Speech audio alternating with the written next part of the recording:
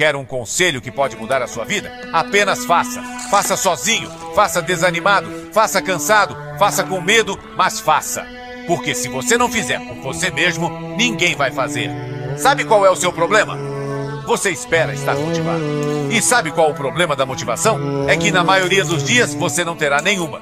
E é aí que entra a diferença entre o vencedor e o perdedor. Tenha fé em Deus. Ele pode fazer milagres na sua vida, mas isso só acontece se você levantar e lutar. Compartilhe com alguém que precise.